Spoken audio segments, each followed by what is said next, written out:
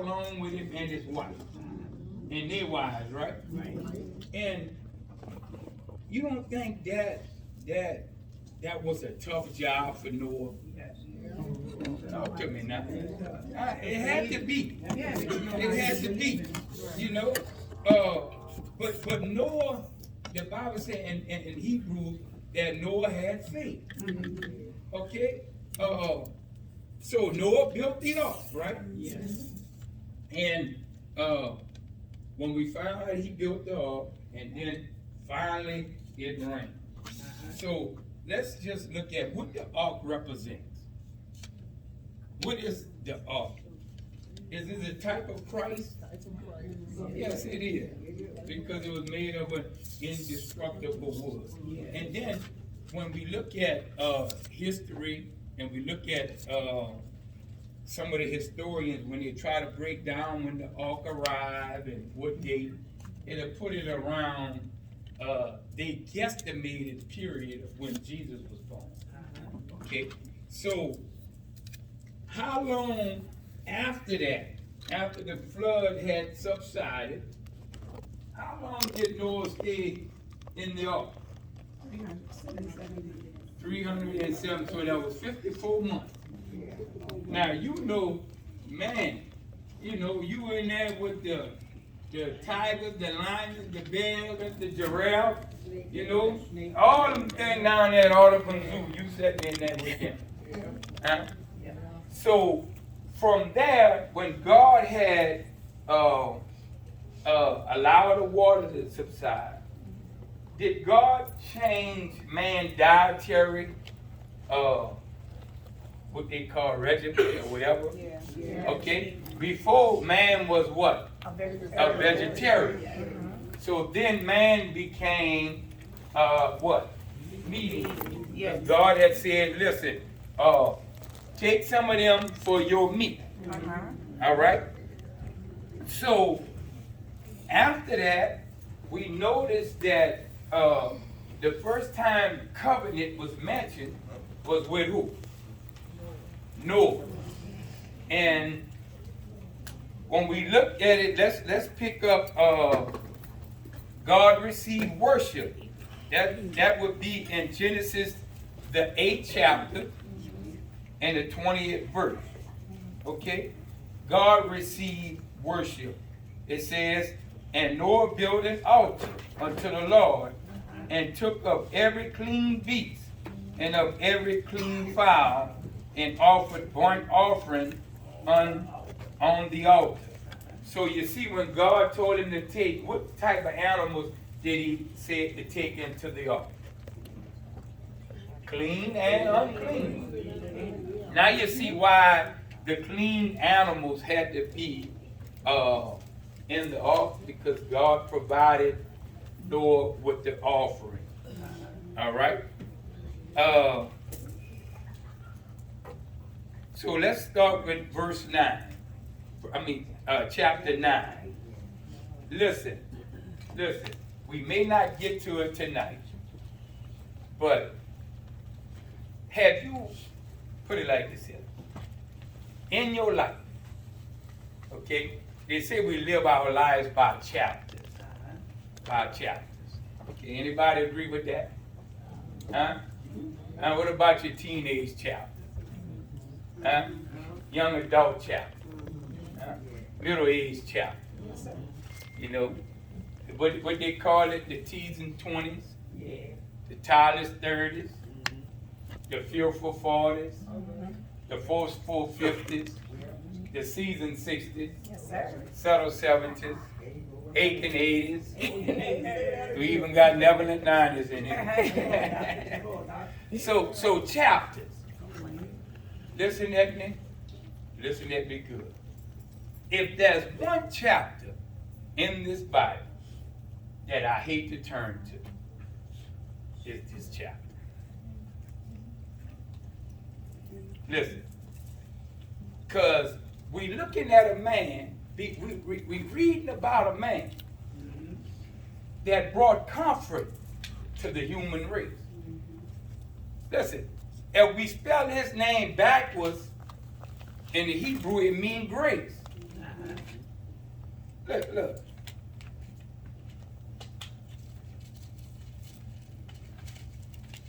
And we talking about somebody that believe in the Lord.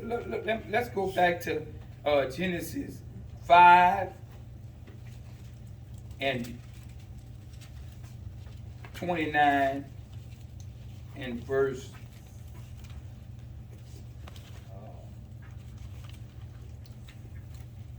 29.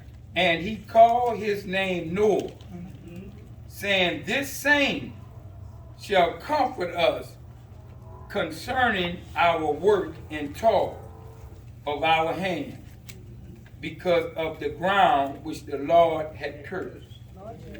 Listen, we talking about a man that preached a sermon, children, it's going to rain. Yes. We talking about a man that had so much faith in God that God told him to build an ark, and it had never rained. Yes. Never rained. That's right. We talking about a man that God invited into the ark, closed the door. Okay? A man that preserved humanity. Yes. We talking about Noah. Look, Noah gave us a new beginning. He started off with 8 people. What does the number 8 represent? New beginning. 8. New beginning. Here we talking about somebody that preserve us. Yes. And man, when I turn this chapter and I look at what Noah done, man, it just brings tears to my eyes. But you know, there's something about God that he showed us the true life story of each man that he used. Yes. We know Abraham lied. He said that Sarah was his sister, and what she was, but she also was his wife. Okay? Listen. David took a census report when he shouldn't have. That was one of the reasons why God would not allow David to build the temple. The other reason, because David had blood on his hands. Okay? Look, David took another man's wife, had her husband killed.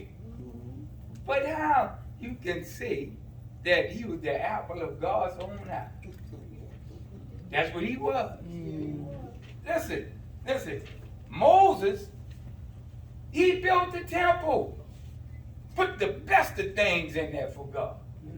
The Bible said that he was the most wisest man in biblical history, and he would be the most wisest man here today. But the Bible said that the women turned his heart away from God. And I could believe that. Because he had 700 wives, 300 side chicks, and they forgot about the Queen of Sheba, because history says she went to see him, and on her way back, they said, Queen, have all you heard about Solomon is true? And she said, the half have never been told, and she was pregnant. That was history, you know, that's what they say. Okay, look, Peter denied it. Yes. Matthew was a tax collector. You know what they done back in the day? They were stealing and cheating people out their money. Yes. Nathaniel says, any good thing that come out of Nazareth? Come on. Talk to me. Speak to me. Everybody had a problem. But here, look, this is Noah. Noah is starting us all over again. New beginning. But when I turn to this chapter, I see a grinning skeleton in Noah's closet. Anybody got any skeleton? I know you do. Don't raise your hand. You got to tell on yourself. Yes, sir. But tonight we want to look at, let's look at verse 1 of chapter 9. After all that was done, the flood had subsided, they sent out the dove, They sent out the raven. After all of that, look what Lord God said. And God blessed Noah and his son, and said unto them, be fruitful, and multiply, and replenish the earth. Okay? So first we're going to see a blessed life. A blessed life.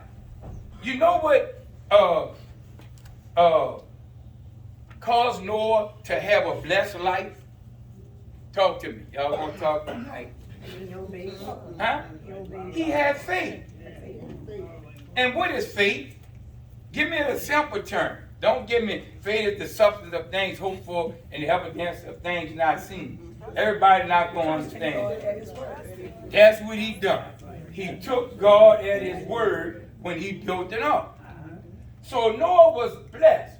First of all, a blessed life. Now, when we say blessed, what comes to your mind when we talk about blessed? Give me a definition. Can anybody define blessed for me? Talk to me. Help me. Define blessed. Good God Almighty. Having what you need, God supplying what you need, when you need it, Yeah. and even some of the things that your heart desire, that you may not really need. All right, is to bestow, to bestow a gift upon you. Okay? To act in love towards somebody. Okay? To extend goodwill and intention. When we say God bless us, let's look at Noah. That means God poured out his grace and his mercy. That's right. Talk to me now. Yes, sir.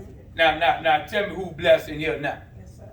Because guess what? What does mercy do? Mercy holds back what you deserve. Grace gives you that what you don't deserve. And boy, I'm so glad he give me new mercies every day. Yes. Guess what? I done used the mercies up on yesterday. Every day, all that. Huh? Huh? So that's what it means. So now we're going to look at multiply life. Listen, you know, it's when we look at the televangelists, we look at some of the mega churches, you know, the gospel of today is prosperity. And Jesus said this here, as when who that was? That was Judas. When Mary Magdalene took the precious ointment and washed Jesus' feet, and he said we could have used this to take care of the poor. Jesus said the poor you're gonna have what you always. How we know that? In the Old Testament, the farmers could not go in the field and strip all the grapes out. They had to leave some in for the gleaner. Yes. For those that was less fortunate. Yes. And I thank God for that law. Because if it wasn't for that law, who that was? Ruth and Boaz would have never hooked up. Huh? And you'll find them in what? Jesus' genealogy. So that's why it's so important. Okay? So multiply life. Now, it says right here, in that same verse, it says, he blessed Noah and his sons, and said unto them, be fruitful, and multiply, and replenish the earth. That's how I know it was a new beginning. This was the same thing that he told Adam and Eve, to replenish. Okay? So it's only 8 of them. Now, I got an uncle, y'all. He can't understand that part. You know, he trying to see, well, how it got started. Well, you know, when you get to Exodus, and it'll tell you, no, Leviticus, it'll tell you about the kindred being with each other. Okay? But before, this is how it started. With brothers and sisters. That's how it started. Okay? And that's why we all can. Everybody look at me like I'm crazy. That's how it is. So anyway, so we look at man's purpose. His purpose was to replenish and multiply the earth. And I'm gonna say this here. I'm gonna say this, and I say this respectfully. You got these groups. The LGBT, whatever that is. You wouldn't be able to fulfill this. You wouldn't be able to. Okay? Now, it's not for us to put them down. It's to show them love and to show them God. Yes. Okay? We can't. One of my sons played on the travel baseball team, and I knew something was wrong, And I called around. They wanted him to come sleep by the house and stuff. So I said, I know something just not right, And so we go to the ballpark over there at Metairie. The boy said, Mom number 1. Then Mom number 2. You had Mom 1 and Mom 2. I'm not putting them down. I just need to get into their space and really show them who God really is. 2 women. Mom 1 and Mom 2. You cannot reproduce. Right. You can't replenish. And listen, it's not for us to beat them down. It's not for us to do that. It's to show them God. And you cannot shove it down their throat. You just got to keep believing and trusting. And when the timing is right, the Spirit leading you to give them a word. But you can't just beat them down. Because every last one of us in here got hang-ups. That's why Jesus was hung up. For your hang-ups. Don't think you all that, because you're not. You're not. You got some problems. Listen to me. And we look at all of God's people, all God's men and women he used in this Bible, they all had problems. Like I tell them, that mucho problema. Yeah, a lot of problems. All right? So from that, we see that man was to reproduce, so that was to multiply life. And let's look at man food, okay? When he's telling us here in verse 3, and every moving thing that liveth shall be meat for you, even as the green herbs have I given you all things.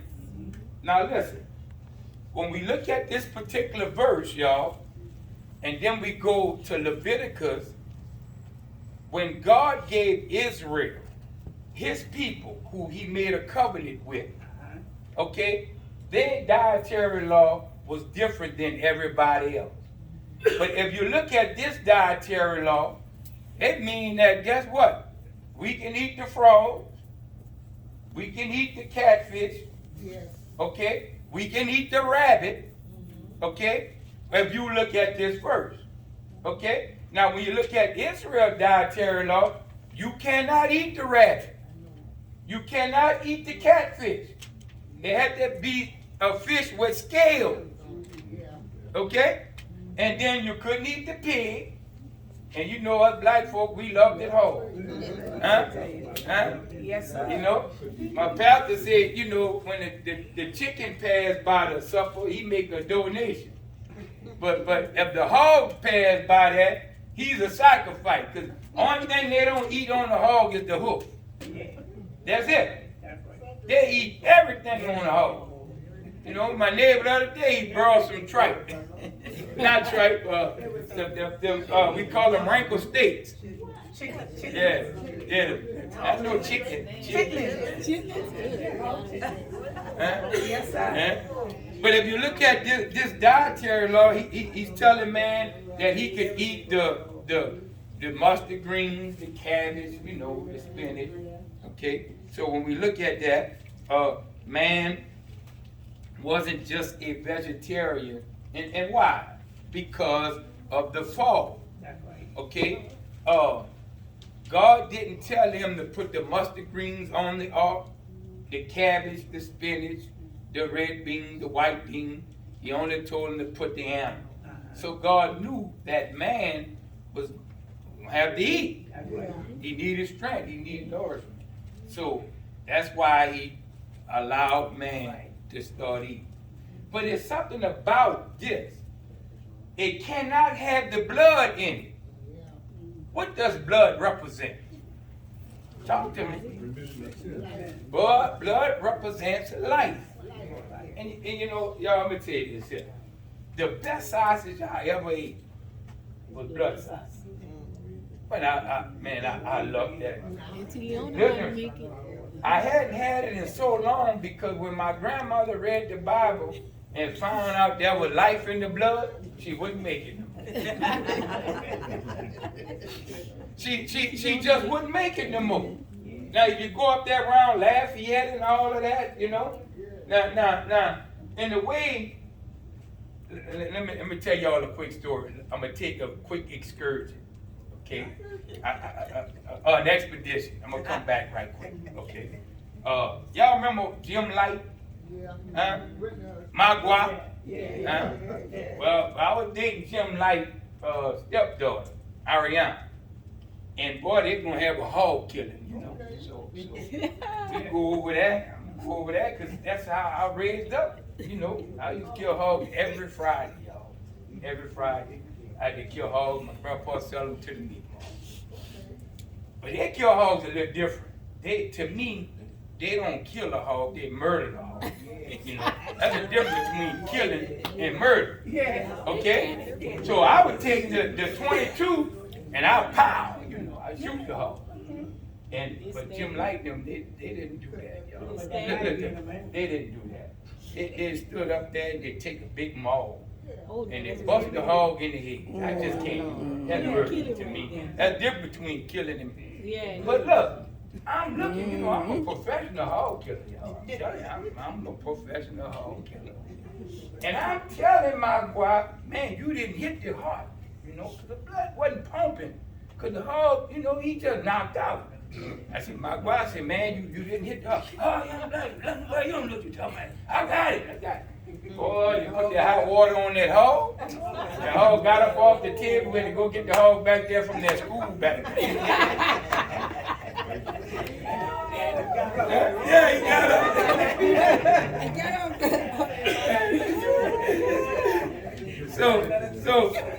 So you could not have the blood in the meat.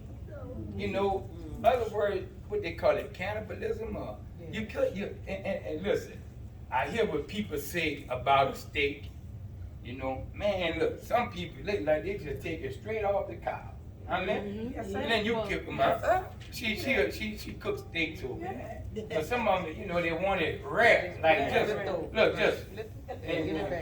Now you ain't supposed to do that. Get the blood out of it. Do what the Bible says. Now who like them like that? I know somebody here, somebody like them like that. Yeah, rare. It says, but look, with the flesh, with the life thereof, which is the blood thereof, shall ye not eat. Life is in the blood. Now listen, that's why, look, I think if y'all Google it, you got some person that's up north somewhere, he's trying to ban the Bible because the Bible is violent. That's what he said. Because, listen, y'all, Christianity is a bloody religion. You know, and listen, there's no remission of sin without the blood. When they tried to sow them them leaves to cover themselves, Adam and Eve, that was not suffice. God had the slave, the venison, to cover them, letting them know that guess what? It had to be by the blood. Why? We couldn't use Adam's blood. Why? Because Adam's blood was poison. He had blood poison. Everybody in here. Everybody. So, talk to me. Y'all still with me? All right. So let me see what we got. Okay. So, when we look at it, life is in the blood. So, the next one is sustaining life. Look, we don't have to go far into the Bible to see that murder is wrong. And you know what gets me with people, especially, if y'all watch New Orleans, the news, when they're killing, the mama in there pleading, my son went out there to kill somebody. Don't take his life. The Bible says if you take somebody's life, and then capital punishment is in these verses. Okay? If you kill, you won't be killed. Okay? If you live by the sword, you die by the sword. And now we know we living in something a little bit more advanced because we know we under grace. You know what I mean? But back then, it used to be an eye for an eye, tooth for a tooth. And look, Brother David, if you take my eyes, take your head. And I ain't mess with the eye. I want your head. So when we look at it, the next point is sustaining life. Okay? No, I said sustaining life. I mean protecting life. Protecting life. The first one was sustaining life by eating. The next one is protecting life. This verse 5 through 7. And surely your blood of your lives will I require. At the hands of every beast will I require it. And at the hands of man, at the hands of every man, brother, will I require the life of man. Whoso sheds man's blood, by man shall his blood be shed. For in the image of God made he man. Now y'all listen to me. When I try to pull up the image of God, it had so many different views. But we do know that man was created in the image and in the likeness of God. So the best thing I could give us for that tonight is that it is a mystery, but it's also a gift. So when we take and murder somebody, it offends God. You really doing it to God. This is what it says right here. Okay? It says here that whosoever sheddeth man's blood, by man shall his blood be shed. For in the image of God made he man. Listen, the only creature that was made in the image of God is man. Listen, look, man is the apex, he is the pinnacle of God's creation. Listen, God made man for his glory. Yes, amen. God made woman for man's glory. Yes. And God made woman hair for her glory, even if you got to buy it.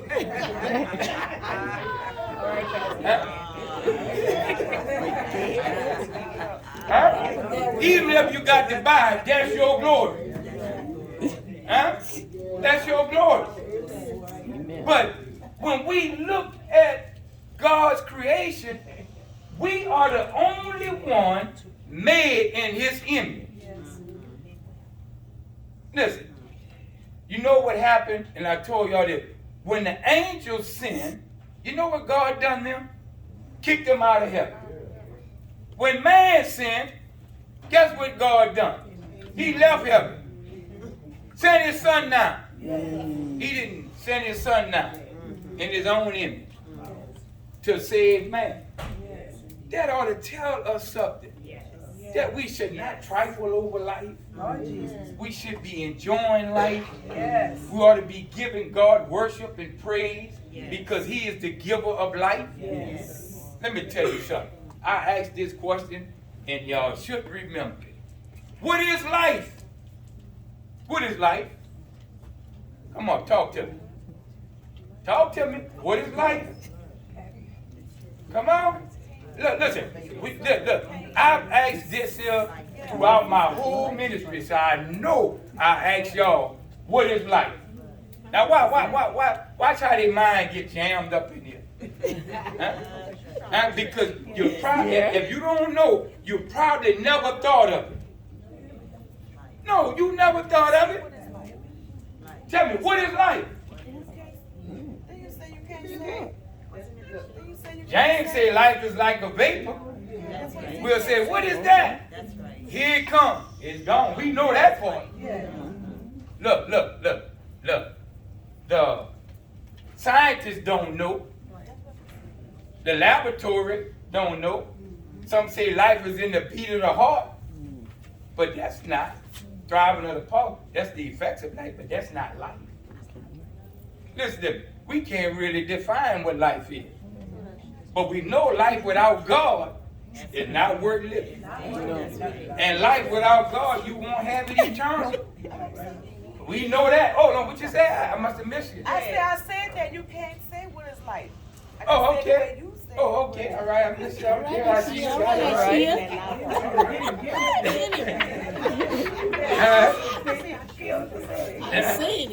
Okay. So, but when we look at the image, the only thing I could say, y'all, is this here, that it is a mystery, but it's a gift. God's image is a gift. Okay? Now, let's look at part 2 of chapter 9. Enjoy life. Enjoy life. Anybody in here enjoying life? Yes, sir. Look. It's just us in here. Don't fool me now. Are you really enjoying life? Yes, sir. Not right now? Somebody say not right now. Who got their hands up for it? Not right now. Huh? Not right now. Oh Lord, man, life hard. That boy $50 say 50 cents say, living is hard, man. Dying should be easy. Right now, life is hard, man. You know, I'm not homeless, but I'm not at home. Huh? Just displaced mentally, physically, but you displaced, man. But I still got joy. Yes. You know. So let's look at enjoying life. And God spake unto Noah, verse 8, and to his sons with him, saying, and I, behold, establish my covenant with you and with your seed after you. Okay?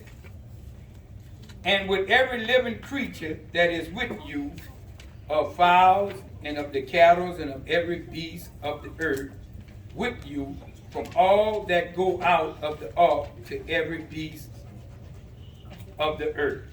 Okay? So, enjoy life. God established a covenant. Now we went over this. That's why it's so imperative, it's so important that you take notes and you can't retain everything. What is a covenant? Agreement. Contract. Okay. All right. So let's put some adjectives on God's covenant, because I could just have a contract with. It's a sacred. It's sacred. And the first time the covenant was mentioned was with who? Come on now, this is important. Because, you know, in Genesis, what does Genesis mean? Beginning. Okay, the origin, the beginning. Yeah. Okay, so a lot of things that's going to be said here, it's going to be the first time. Covenant is one. Okay, covenant. Okay.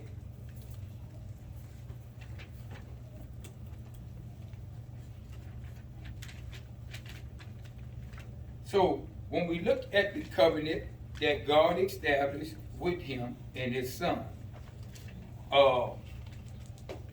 God made a covenant with creation. He made this covenant with man and the animal. And what he's saying here is that he would never flood the earth again. Yes, sir. So listen, they can enjoy life now, because imagine if you came through that. If you came through a big flood like that, you 54 months after the flood, 54 months in the ship, you can't get out. And now, if you living life, wouldn't that have traumatized you? Yeah. Talk to me.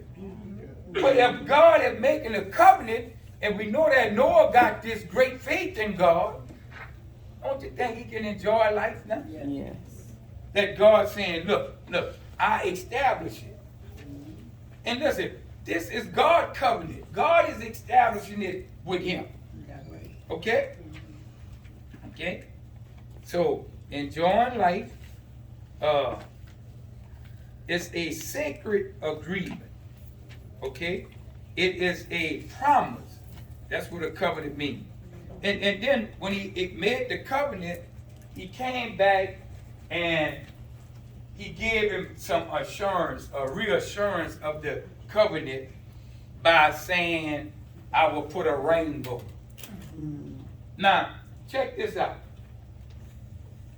The way the commentaries read and the way it's worded when we talk about the rainbow, it was like Noah them knew about the rainbow before this time. Okay? Before this time. So let us look at it. And God said, verse 11, and I will establish my covenant with you. Neither shall all flesh be cut off any more by the waters of a flood. Neither shall there any more be a flood to destroy the earth. And God said, this is the token of the covenant which I make between me and you and every living creature that is with you for perpetual generation. That perpetual generation, that's us. We never have to worry about the earth being flooded completely again. All right? I do not set, he said, I do set my bow in the cloud, and it shall be for a token of a covenant between me and thy earth. See how he talked, how he said, I do set my bow? It's like, I'm getting ready to set my rainbow. Okay? So, when we look at it, God reassuring us his covenant with the rainbow. Now, let's look at the rainbow. Let's look at the covenant. Okay? God always established his covenant with the patriarch, the men of God that he used. Say, for instance, Abraham. God established his covenant with Abraham through circumcision. Okay? And if y'all want that verse, it would be Genesis, the 17th chapter, the 11th verse. God established his covenant with Moses through the Sabbath. Okay? And that would be found in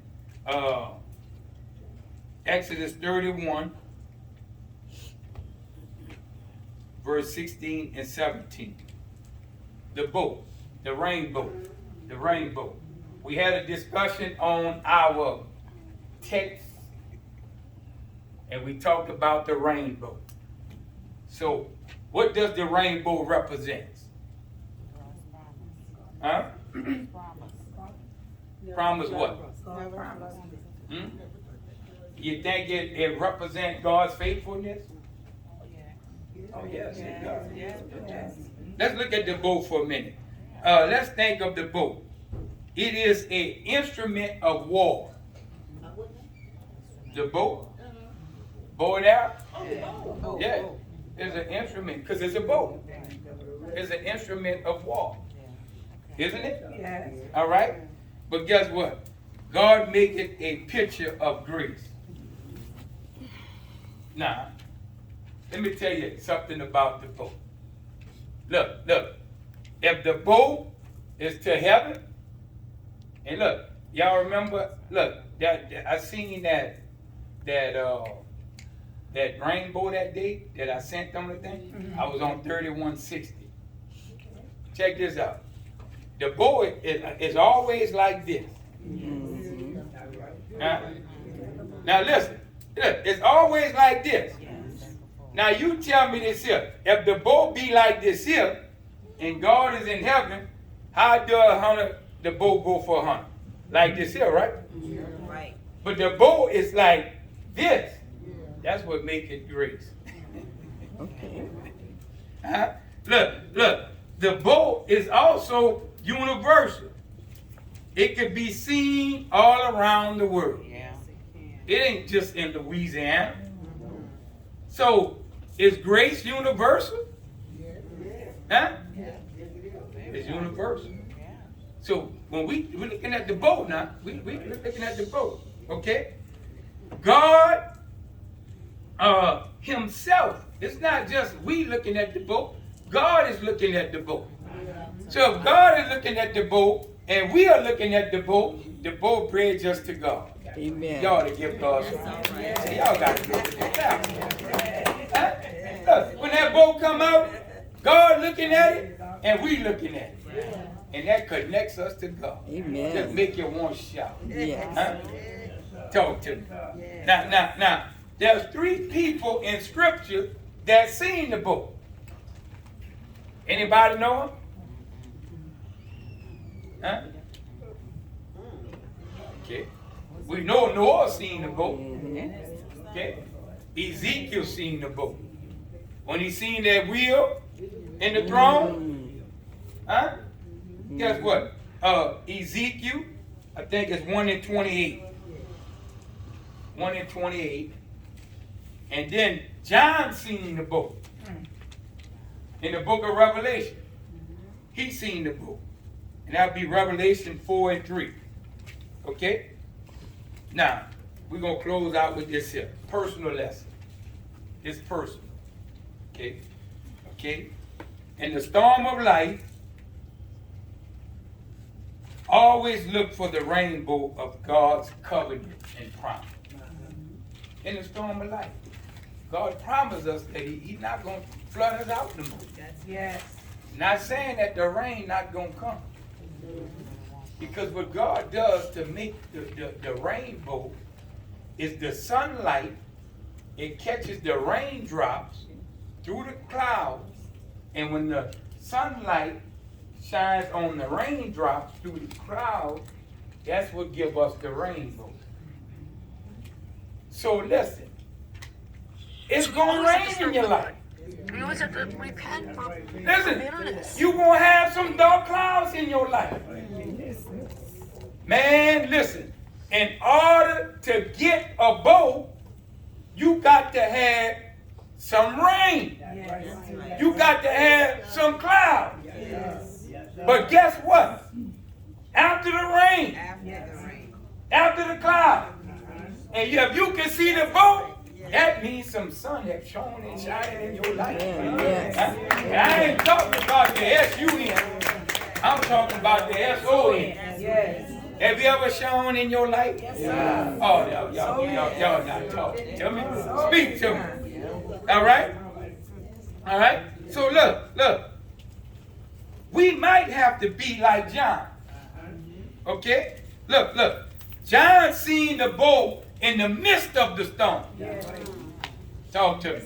See, y'all sure not acting spiritual. Huh? Huh? Whoever seen the boat in the midst of the storm? In the midst of the storm.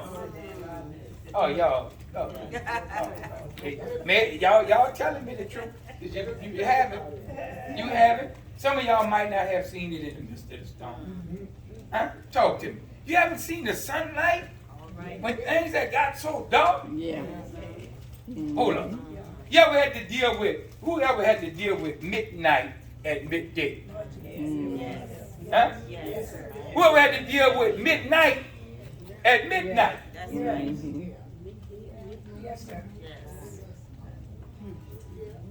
But didn't the bright and morning star come sometime? Or another? All right, look, John seen it in the midst. If you go read in the book of Revelation, he seen it in the midst of the storm. Noah seen it after the storm. Now, I should have some of y'all can raise y'all hand there. Y'all seen the rainbow after the storm? Huh? Ezekiel seen it before the storm. Y'all go read up on it. Huh? So listen. So we're going to stop right there, and we'll continue on next week about Noah had taken grace and had become a disgrace. Good Lord have mercy. Amen. Huh? He went from grace to disgrace. Paul said, brethren, he said, where sin abounds, grace much more abounds.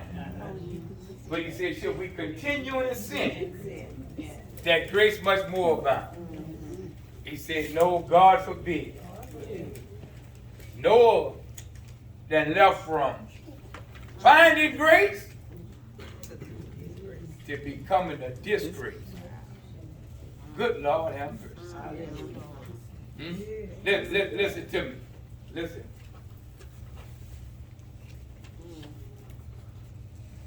One prayer I will start praying. Lord, let me end well. Oh, in well. Oh, look, David, reading that thing back there. And man, one of my favorite writers, Dwight L. Moody. He said, at the end, he always said, Lord, let me end well. You know the old folks that say, Lord, when I get there, I want to hear your voice. Saying, servant, well done. Oh no, we can't look at Noah like this. Not in chapter 9. Why I hate look at me. I hate to go from chapter 8 to chapter 9. But see tonight, oh listen to me. I'm gonna say, Lord, please let me in well. Huh? Listen, I ain't make no fun of nobody. Paul tell us don't stand up there and try to be all that, because we subject to be that. But listen, boy, T.D. Jakes started well. But look, no, right now he ain't looking too good. No, Lord, please let me in well. Please, Lord, help me. Huh? Yeah, let me in well. I'm going to make it in. You know how many saints up there? Huh? Huh? Lord, well done? Oh. Amen. Anybody have any questions? Pastor in the house tonight. Amen. Anybody have any questions? Amen.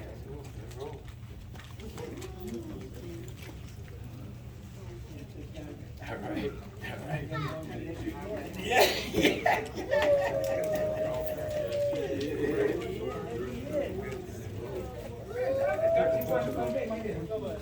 Lord,